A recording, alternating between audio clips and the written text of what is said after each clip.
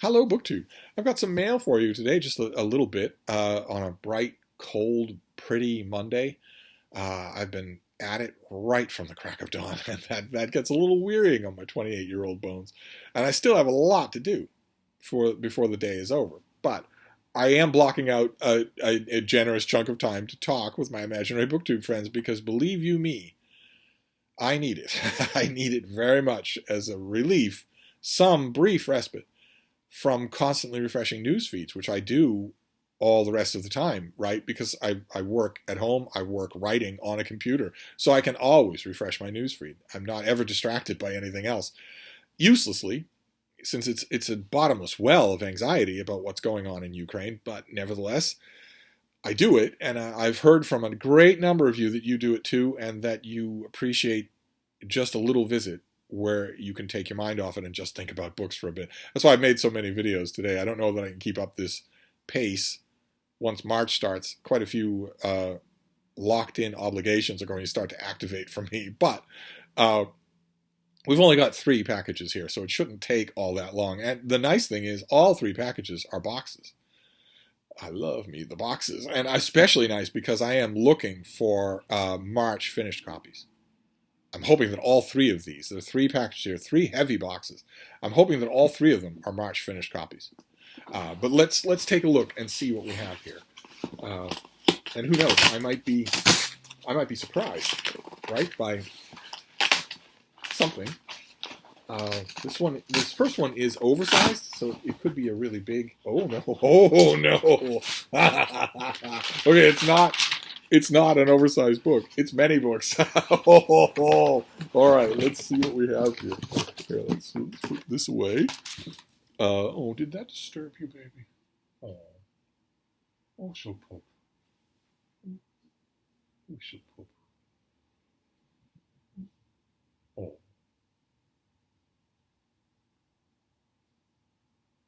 Oh. We had a weird encounter, a normal weird encounter on a dog walk earlier today.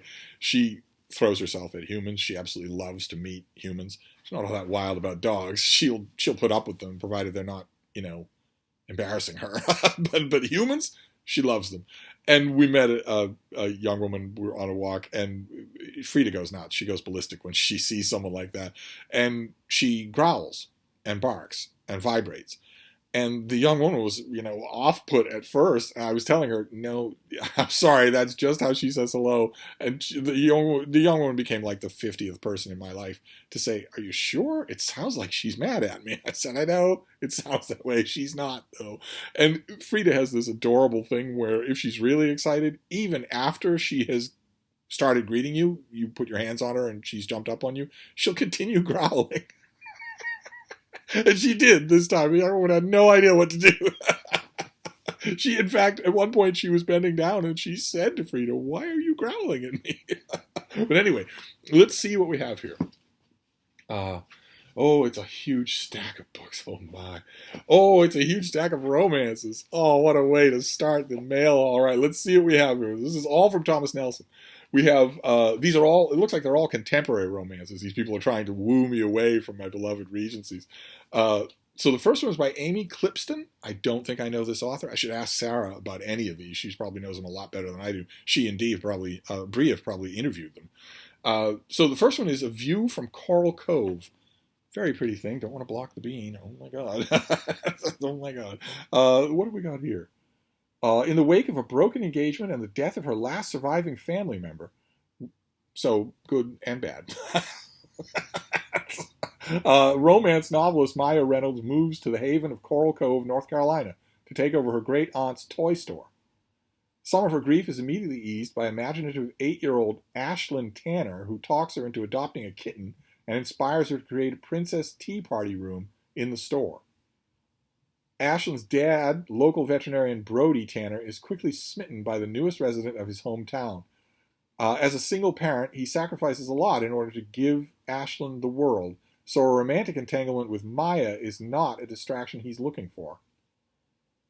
As the 3 develop a deepening bond in the seaside town where Maya experienced some of her happiest childhood memories, clouds cast a shadow over her hope for the future. An impossible deadline looms over her next novel, A long-held secret by her late mother about Maya's absent father comes to light, and Brody's resolve to avoid romance seems unbreakable. So an interesting meta twist here. The main character of a romance novel is herself a romance novelist. I've always seen that done well. So great. Actually, do we have dates on any of these things? This is in May. This comes out in May. Then we have Denise Hunter. Boy, Sarah will know these names. I'm sure she will. Some of them. This comes out in April. This is Mulberry Hollow. Another beautiful cover. What have we got? What have we got for this one? So these are all just contemporary new romances. Fantastic.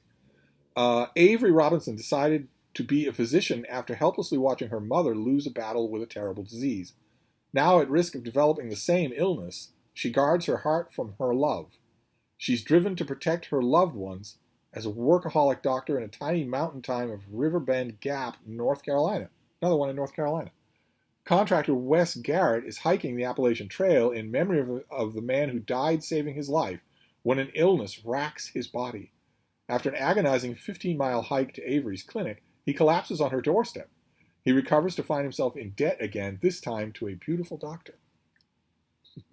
All right, I'm sold. Fantastic. All right, so that, what did we say? That comes out in April. Then we have another one, Kathleen Fuller. These are all contemporary romances. Oh my. My Regency ranks are going to feel so betrayed. This is Sold on Love, and this is by Kathleen Fuller. This at least has people on the cover. They're fully dressed, but nobody's perfect. This comes out in August. Oh my God, a long time from now. Dressed in designer labels and cruising around town in her red Mercedes, workaholic realtor Harper Wilson presents the picture of success in charming Maple Falls. But Harper's carefully cultivated image is resting on a shaky foundation. With a sudden drought in sales, she's starting to see her professional dreams, along with her posh lifestyle, slipping away. Car trouble brings her to the mechanic Rusty Jenkins. The mechanic is named Rusty. Oh my. And their unlikely friendship is taken to the next level when the laid-back Rusty allows her to give him a makeover for a charity bachelor auction. Harper soon discovers that beneath the town mechanic's wild beard and grease-stained clothing lies a true Southern gentleman. Someone with a kind heart and dreams of his own. It has been my universal experience that you don't need a makeover to see that. the kind of soft-spoken, really smart, give you the shirt off their back Southern gentleman is all over the South, and they don't need to be moosed in order to show it. Their chemistry is undeniable, but as they get closer, past fears and relationships start to creep in, reminding them just how much is at stake when their carefully constructed facades fall apart. Now, naturally, I'm wondering whether or not Maple Falls is in North Carolina. I don't know whether it is or not, but Sold on Love, we've got another workaholic. That sounds interesting. And then finally, Robin Lee Hatcher. I'll Be Seeing You is the name of the novel. This comes out in June. So these are all over the map for the summer. I'll Be Seeing You. Let's see here. Brianna Hastings' life seems dull and full of disappointment until a handsome young man visits her church. She's instantly smitten by the charming Greg, who leads an exciting, independent life, the kind of life she longs for. But when a college history assignment forces Brianna to interview her great-grandfather about life during World War II, she can't believe it when Daisy presses her with her great-grandmother, not great-grandfather, when Daisy presses her with questions about Greg's character. What sort of man is he? Who is he at his core? What could her great-grandmother possibly know about love at first sight? Trust me, you young people.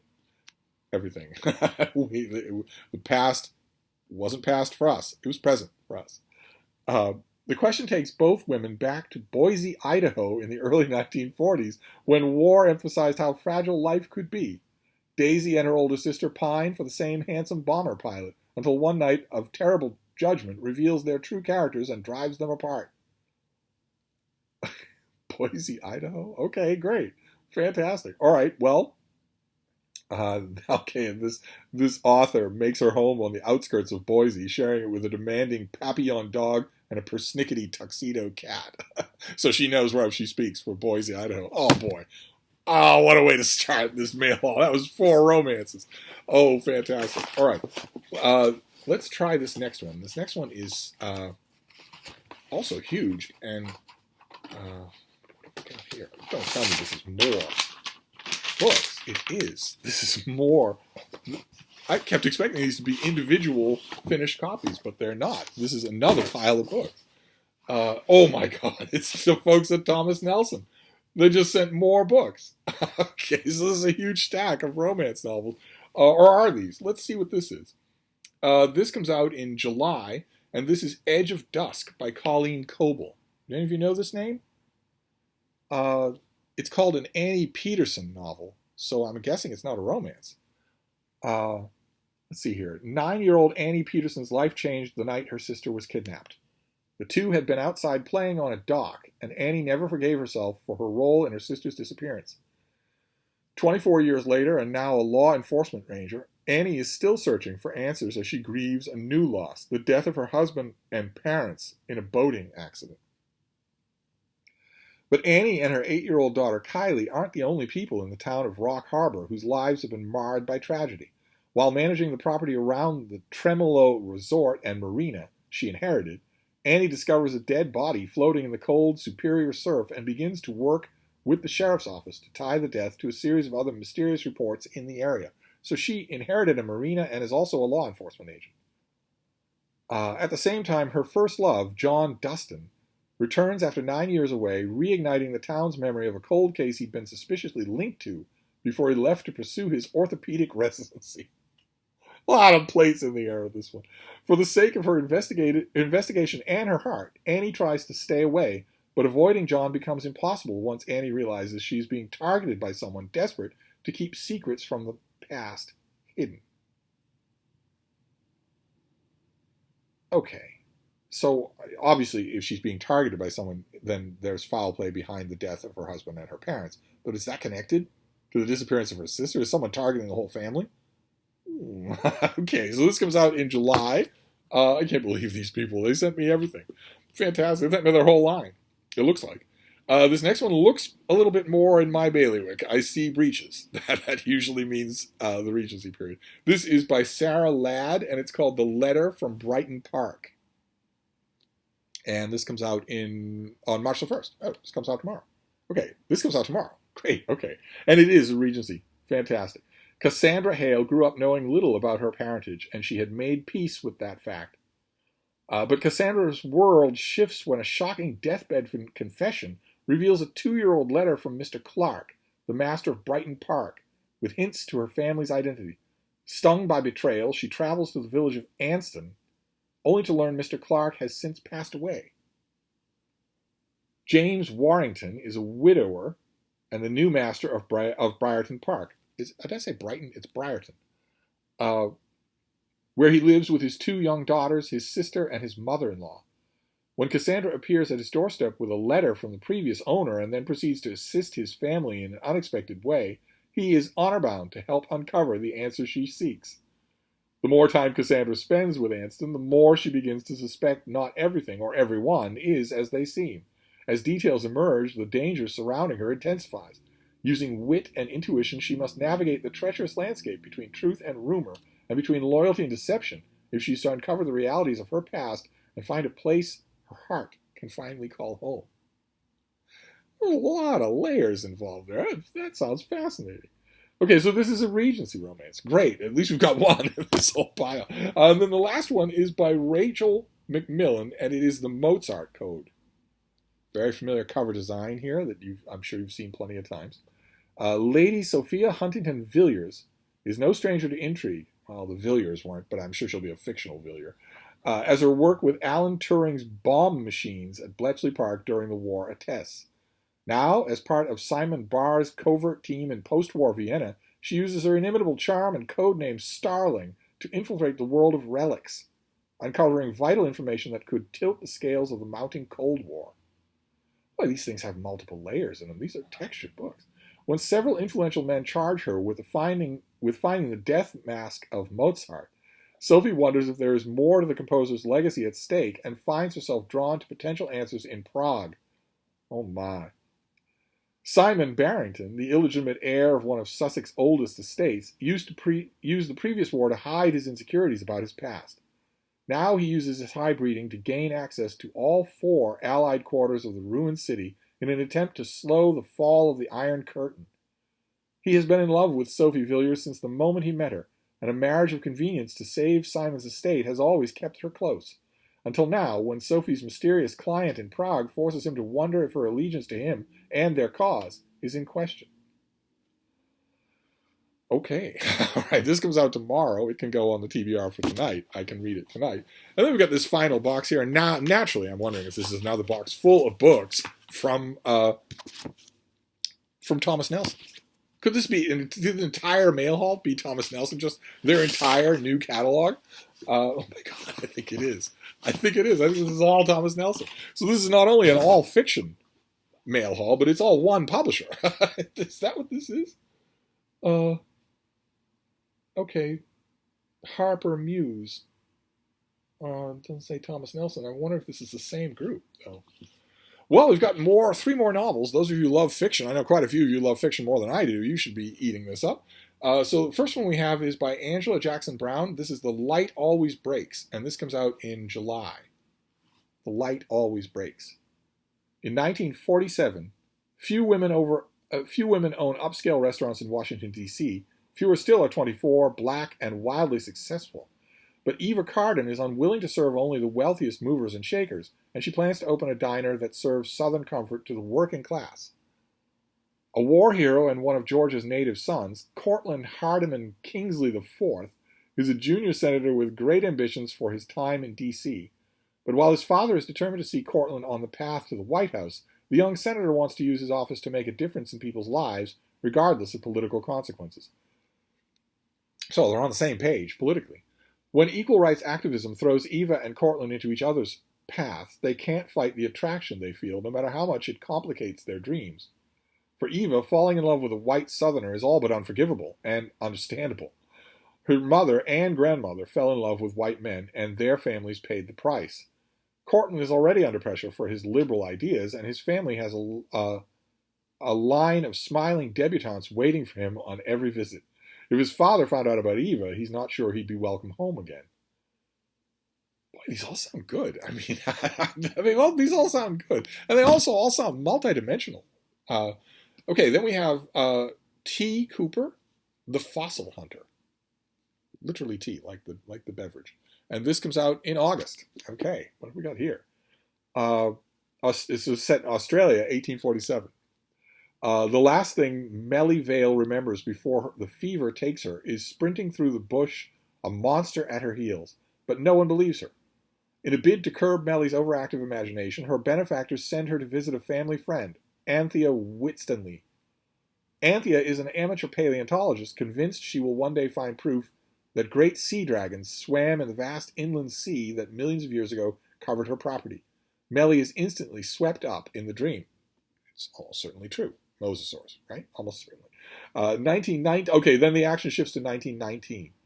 When Penelope Jane Martindale arrives home from the battlefields of World War I, with the intention of making peace with her father and commemorating the death of her two younger brothers in the trenches, her reception is disappointing. Desperate for a distraction, she finds a connection between a fossil in London's Natural History Museum and her brother's favorite camping spot, and the last place where they were seen before falsifying their ages to join the army. But the gorge has a sinister reputation. 70 years ago, 6 women disappeared from there, including our 2 from 1847. So when PJ uncovers some unexpected remains, it seems as if the past is reaching into the present. She's determined to find answers about what happened all those years ago. Perhaps some closure for the loss of her brothers. Okay, this comes out in August. I haven't hit one yet that you've all seen on this channel many, many times. That if I hit a clunker, if I open some package and a book comes out and doesn't do anything or is making obvious mistakes, I'm the first person to go for its jugular. That hasn't happened yet. These all sound readable. So the next was the last one. This is Mario Escobar. Is this our first male author? I think it is. This is The Teacher of Warsaw. And this comes out in June. The Teacher of Warsaw. September 1st, 1939. 60-year-old Janusz Korczak and the students and teachers at his Dom Serio Jewish orphanage are outside enjoying a beautiful day in Warsaw. Hours later, their lives are altered forever when the Nazis invade. Suddenly treated as an outcast in his own city, Janusz, a respected leader known for his heroism and teaching, is determined to do whatever it takes to protect the children from the horrors to come. When over 400,000 Jewish people are rounded up and forced to live in a 1.3 square mile walled compound of the Warsaw Ghetto, Janusz and his friends take drastic measures to shield the children from disease and starvation. With dignity and courage, the teachers and students create their own tiny army of love and bravely prepare to march toward the future, whatever it may hold. Okay, so this is a novel about the Warsaw Ghetto. Okay. And the author is a USA Today and international best-selling author with a master's degree in modern history. Okay, so this comes out in June, and that is the mail haul. The mail haul is entirely the whole forthcoming release slate of a couple of publishing imprints. Just fantastic. So we have the Teacher of Warsaw. We have the Fossil Hunter. We have The Light Always Breaks. We have the Mozart Code. We have The Lone Regency, the letter from Brighton Park. We have Edge of Dusk, Colleen Coble. We have I'll Be Seeing You. We have Sold on Love. All romances, just fantastic. We have Mulberry Hollow. And finally, we have The View from Coral Cove. The last two being set in North Carolina. I don't think this has ever happened before. It's all just one huge care package from some pair of very nice publicists. Very nice. So that's it. That is the mail for today, and more mail might come. But first, I'm going to take a break from making videos and take a certain someone on a stroll outside so that we can scream at more people. But I will be back. Are you up for that, baby? Want to go for a little stroll? Oh, I bet you do. I will wrap this up for now, but I will be back. Thank you, BookTube.